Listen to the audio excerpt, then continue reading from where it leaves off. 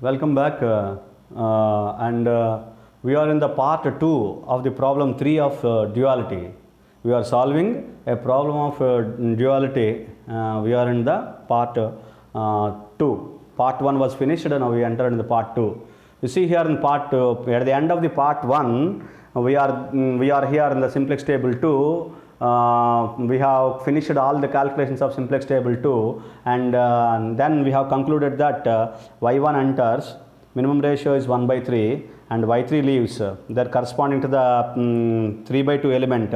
Minimum ratio is obtained corresponding 3 by 2 element and corresponding 3 by 2 vector y3, therefore it leaves, y3 leaves, and 3 by 2 is the pivotal element. 3 by 2 is the pivotal element. This is what the at the end of the part 1 we are here, we are doing this. Now we have to enter into the simplex table 2, simplex table 3, I'm sorry, simplex table 3. We have finished simplex table 2, now we have entered into the simplex table 3. So in the calculation of simplex table 3, I am taking R1 double dash, R2 double dash and R3 double dash. Okay, leave it. And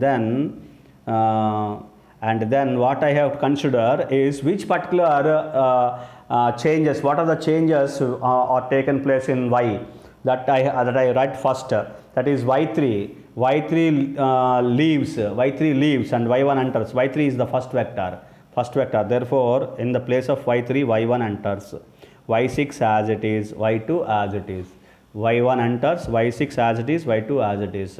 I write the cos. What are the cos? 4, 3, 0, and y4 is also there, y5 is also there, y6 is also there, y4 0, 0, and y6 cost is minus m.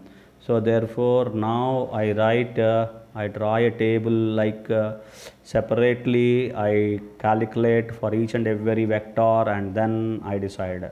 So y1 cost is 4, y1 cost is 4, y6 cost is minus m, y2 cost is 3. So these are what the changes I have written first, and then now I have to calculate the row operations. For first of all, which is the vector, which is the row first entered in the third simplex table? It is R1 dash, the pivotal element is 3 by 2.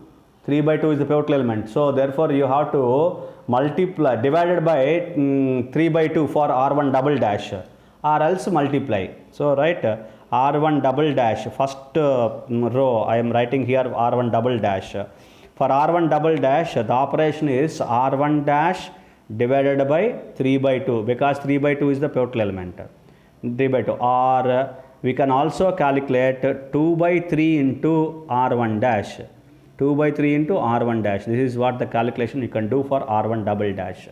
So do the operation, what you will get, what are the elements you got. So it is 1 by 3 first of all, and it is 1, and it is 0, and it is 2 by 3, and then it is 0, and then it is minus 1 by 3, and then 0.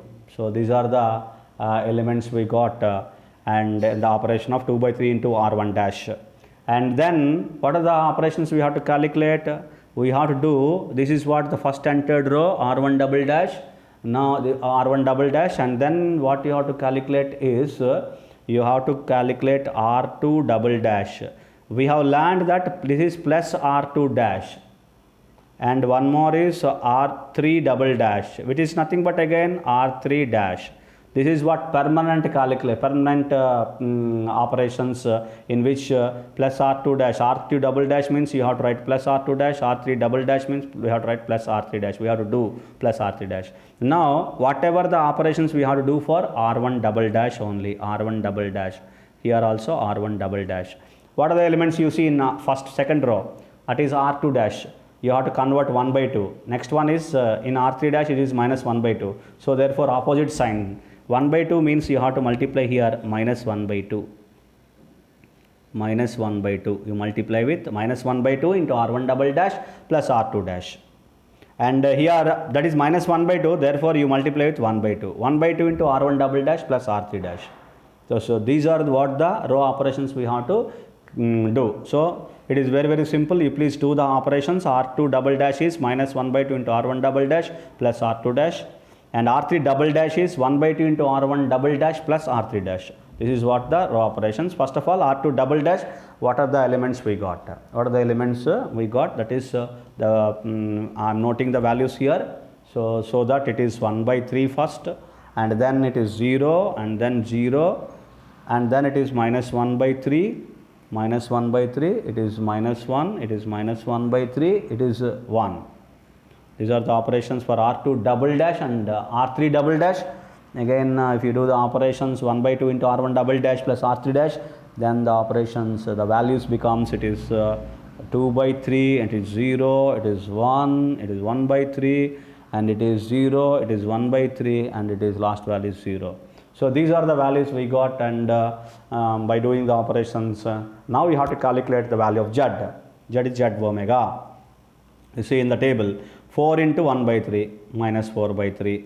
3 into 2 by 3, that is 3 cancelled, but of course 3 into 2 6, 6 plus 4 10, 10 by 3, because LCM is same, 10 by 3, and minus m into 1 by 3, minus m by 3, so minus m by 3 plus 10 by 3, that is what the Z omega. So minus m by 3 plus 10 by 3, or minus 10 minus m by 3, whatever you consider. Okay, so that is what the first one. Now Zj minus Cj, I have to calculate net evaluation for all the columns. Y1, first of all Y1, 1 0 0, minus 4 into 1 minus 4, so remaining 2 is 0, minus m into 0 minus plus 3 into 0, 3 into 0, so therefore it is 0. 4 into 1 4 minus 4 0, 0. Next similarly 4 into 0 minus m into 0, 3 into 1 3, 3 minus 3 is 0. And next one more calculation, one more net evaluation. 4 into 2 by 3, it is 8 by 3, leave minus m, and we come to the next one. 3 into 1 by 3, 3 by 3, 4 into 2 8, 8 plus 3 11, 11 by 3, 11 by 3, minus m into minus 1 by 3 plus m by 3, plus m by 3 plus 11 by 3, you please remember, write clearly, plus m by 3 plus 11 by 3, m by 3 plus 11 by 3. Next minus m into minus 1, 0 0, 0 0, minus m into minus 1, that is plus m. And next one, 4 into minus 1 by 3, minus 4 by 3, 3 by 3,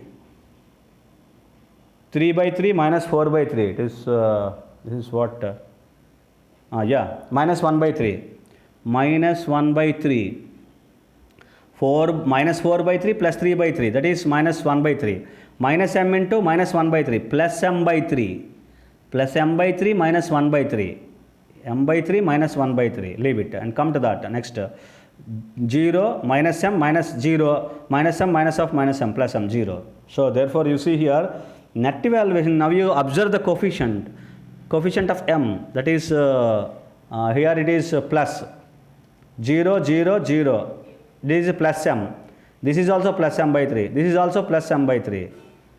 You can ask here minus 1 by 3, then negative, but m is the highest quantity, highest positive quantity. M is highest positive quantity, minus m is large penalty. So therefore, if m is equal to 100, this will be positive value. This is a positive value. So you see the coefficient of m. That is the reason why we have to see the coefficient of m in each net evaluation. If m coefficient is positive, that value is always positive. That's all. You need not to see the coefficient, whether it may be minus 3000 also, no problem. M may be considered as more than 3000. M is to be considered as more than 3000. If it is 5000, M is considered as 10,000 or 20,000 or 1 lakh, because M is the highest positive quantity. Highest means it is always compared to one with another particular value, it is highest. That's all. That is going to be represented. Therefore, coefficient of m is positive here, coefficient of m is positive here in each net evaluation which are positive, and that which means all Zj minus Cj are greater than or equal to 0. This is what another case. It is what one of the case of the Big M method. What is the case of Big M method? You see, one artificial vector appears on the basis. All Zj minus Cj are greater than or equal to 0. Coefficient of m in each net evaluation is positive. It is positive. Coefficient of m in each net evaluation is positive. M by 3, it is positive. And all Zj minus Cj are greater than or equal to 0. And one artificial vector y6 still appears on the basis minus m, still appears on the basis y6. at non-zero level, zero level, non-zero level, or positive level, whatever you can call, no problem. At non-zero level, that is corresponding entry is 1 by 3. Corresponding entry in xb is 1 by 3. That is omega b here. It is 1 by 3. 1 by 3 because it is not equal to 0. It's a non-zero value. So therefore, corresponding entry is non-zero. Therefore, y6, one artificial vector y6 appears in the basis at a positive level or non-zero level. So therefore, this particular LPP has an infeasible solution. Infeasible solution. What is this? Dual LPP. So the solution of dual is infeasible. If the solution of dual is infeasible, then solution of primal is unbounded. Remember that. The solution of primal is unbounded. Vice versa. If solution of dual is unbounded, then solution of primal is infeasible. Now the solution of dual LPP, it is infeasible solution. Therefore, solution of primal is unbounded. Solution of primal is unbounded. That is what you have to learn. This is another special case. In this, if you solve a dual linear programming problem, we got the solution is infeasible because one particular artificial vector appears in the basis still in the basis even after Zj minus Cj are greater than or equal to 0, nut evaluations are greater than or equal to 0, and coefficient of m in each nut evaluation is positive, positive. And one artificial vector still appears in the basis at non-zero level. If it is zero level, degenerate. If it is at a non-zero level and whatever you can consider positive level. Therefore, the given linear programming problem here, the given means dual LPP. This particular LPP, for this LPP, it has an infeasible solution. There is no solution, that is called infeasible solution. For dual LPP, if it has an infeasible solution, then primal LPP has an unbounded solution. Whenever you have dual LPP has an infeasible solution, then primal LPP will be unbounded solution. Similarly, vice versa, if primal LPP is an infeasible unbounded solution, dual LPP has unbounded solution, then primal LPP has infeasible solution.